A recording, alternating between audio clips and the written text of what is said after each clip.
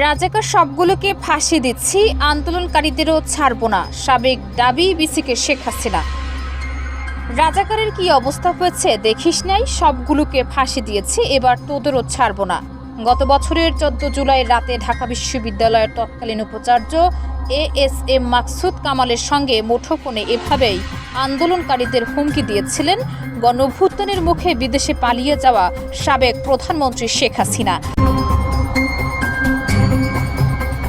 তার মানে কি মুক্তিযোদ্ধার সন্তান নাতিপুতিরা কেউ মেধাবী না, যত রাজাকারের বাচ্চারা নাতিপুতি হলো মেধাবী, তাই না?